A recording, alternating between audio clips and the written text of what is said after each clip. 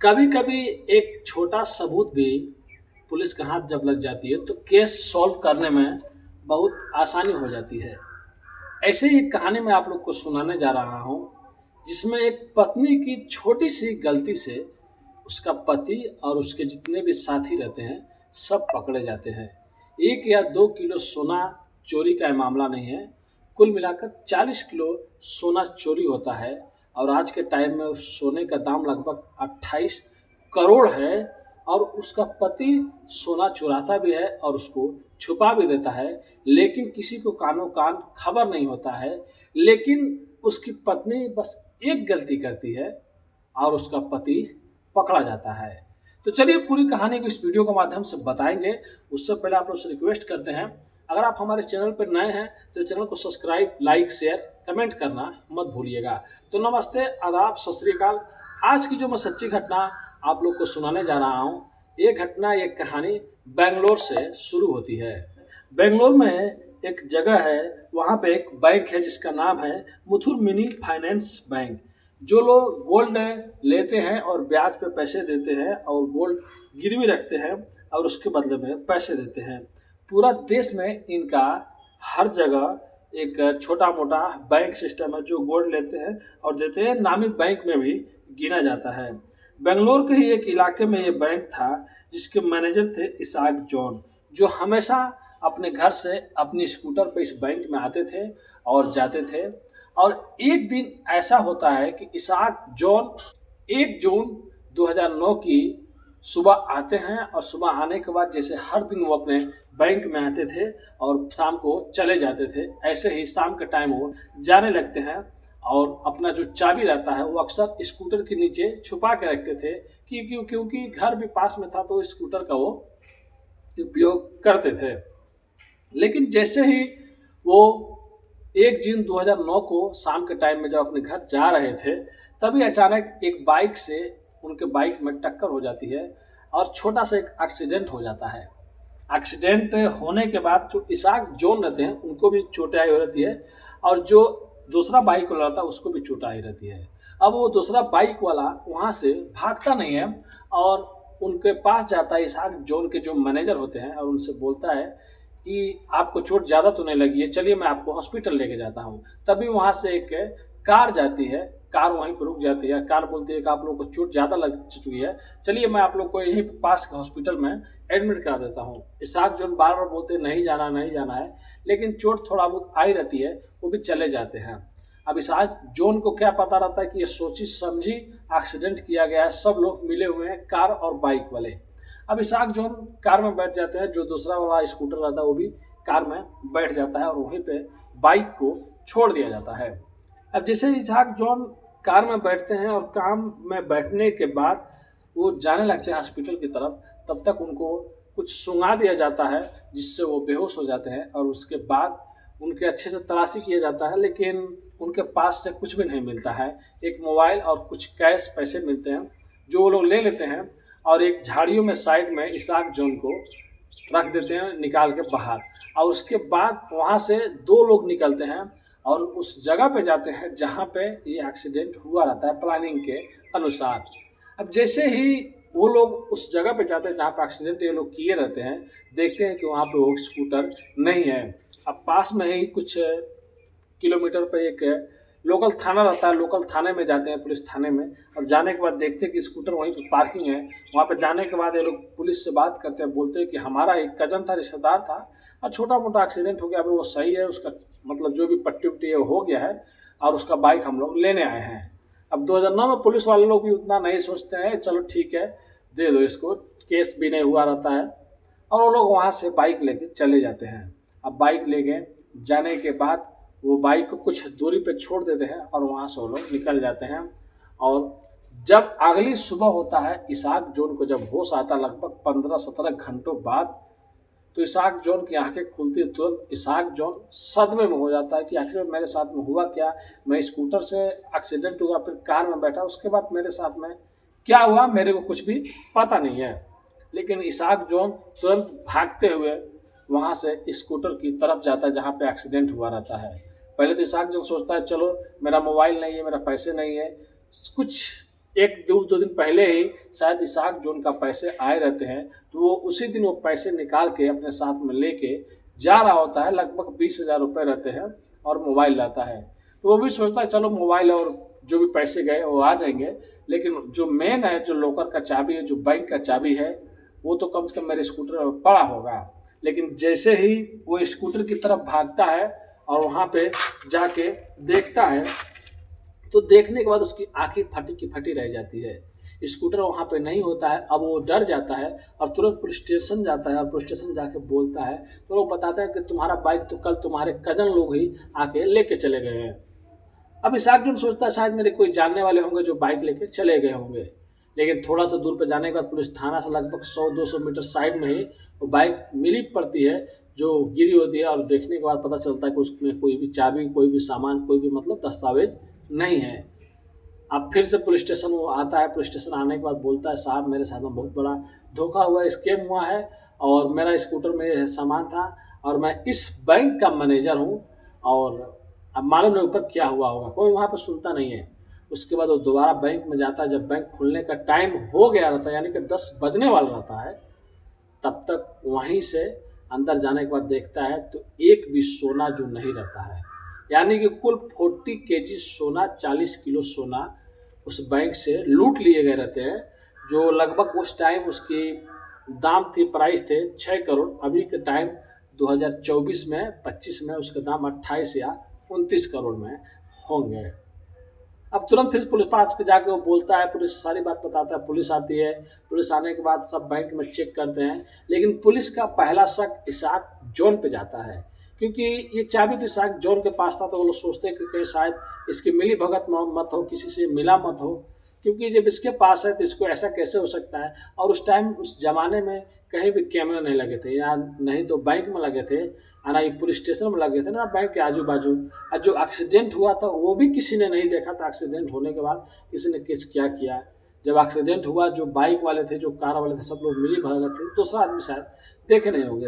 अब इसके लिए एक दिन इसाक जॉन को जेल में रहना पड़ता है और पुलिस अच्छे से छानबीन करने लगती है और जो भी चोर रहते हैं उनकी तलाश में लग जाती है।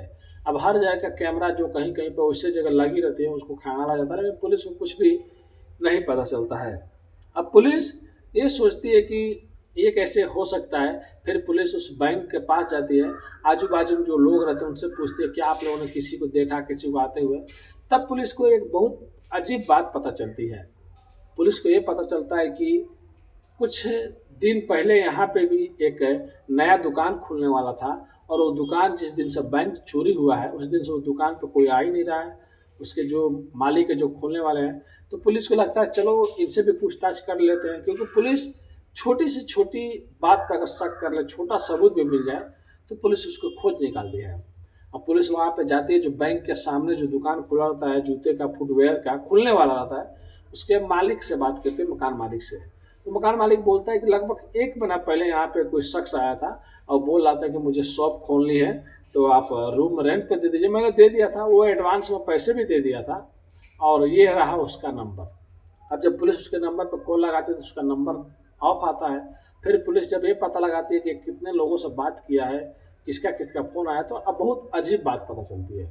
उसमें पता दिखता है कि लगभग 3 या 4-5 नंबरों पे बात हुआ है और 3-4-5 नंबरों से फ़ोन आया है। उसके अलावा उससे किसी भी नंबर पर बात नहीं हुआ है।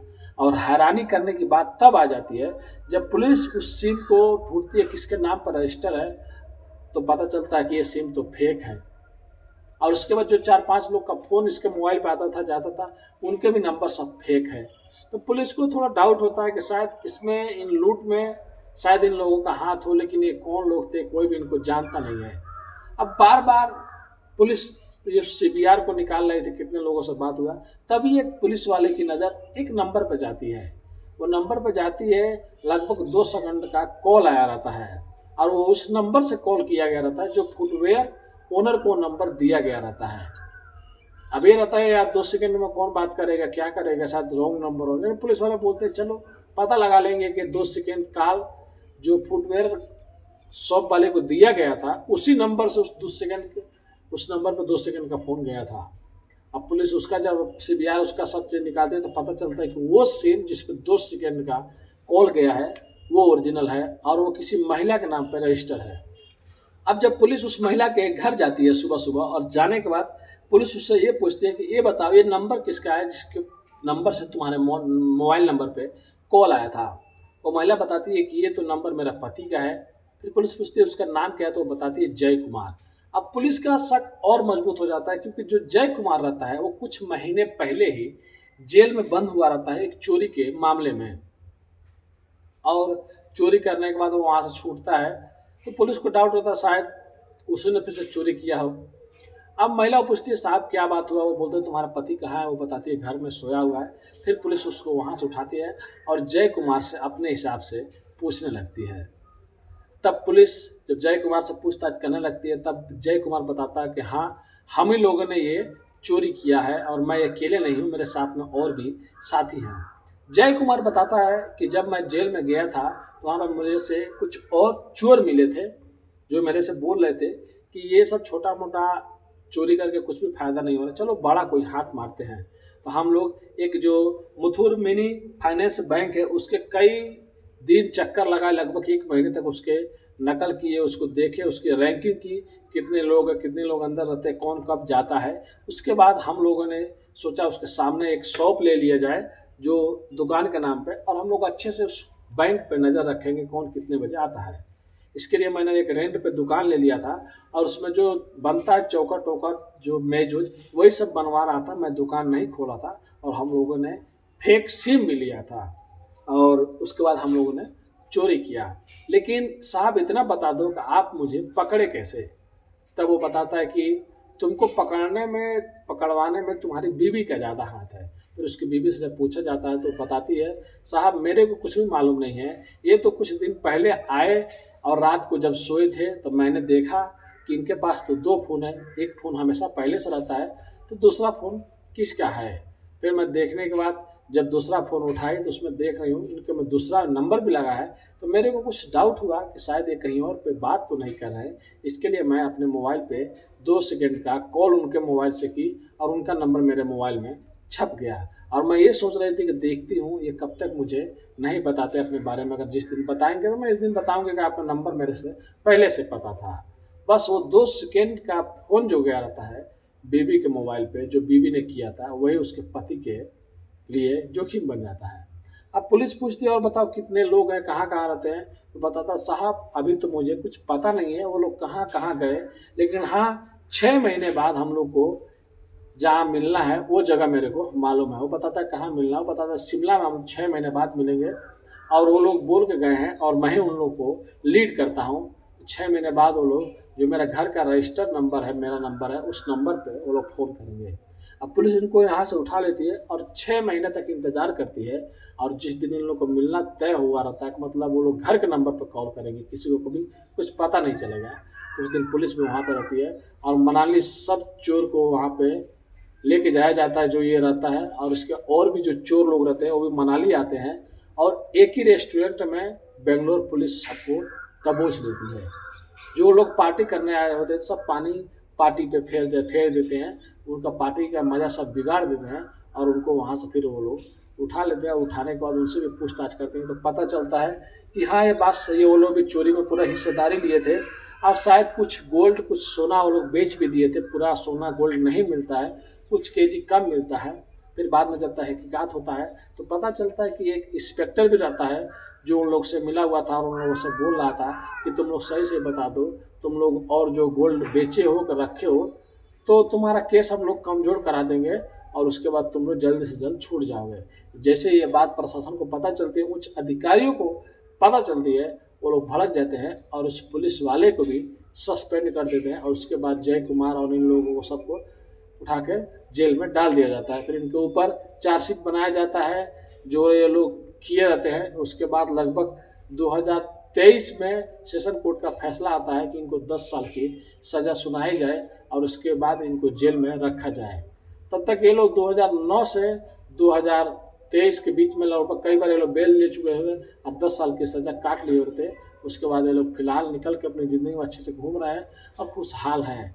तो शायद दोबारा ये लोग वैसा काम मत करें, लेकिन आप लोग सोच सकते हैं बस उसकी पत्नी की एक गलती की वजह से उसका पति पकड़ा गया। अगर शायद ये केस इतना उलझा हुआ था, ना कोई सीसीटीवी कैमरा, ना कोई देखने वाला, ना कोई गवाह। शायद उसकी पत्नी 2 सेकंड का कॉल नहीं करती तो शायद उसका पति और उसका गिरोह कभी भी पकड़ा नहीं जाता। तो आज की कहानी इसी पे खत्म करता हूँ, बंद करता हूँ। उससे पहले आप उससे रिक्वेस्ट करता हूँ, आप लोग कहीं भी रहे तो स्वस्थ रहें, सेफ रहें, अपने फैमिली का ख्याल रखें। अगर आप मेहनत करते हैं तो एक ना एक दिन आप कामयाब जरूर होंगे। तो कोई भी ऐसा रास्ता इख्तियार मत कीजिए, ऐसा रास्ता मत चुनिए जिससे आपको या आपके परिवार को कठिनाई सहनी पड़े, क्योंकि कानून के हाथ बहुत लंबे होते हैं। आप लोगों ने फिल्म में भी सुना होगा। इसीलिए अगर आप कोई गलत काम करोगे तो आज नहीं तो कल पकड़े जरूर जाओगे और उसकी सज़ा आप लोग को जरूर मिलेगी। बोलते हैं ना, जैसी करनी वैसी भरनी। तो मिलते हैं फिर से नेक्स्ट वीडियो में कुछ अच्छी कहानियों के साथ। अभी के लिए अलविदा लेते हैं आप लोगों से। धन्यवाद।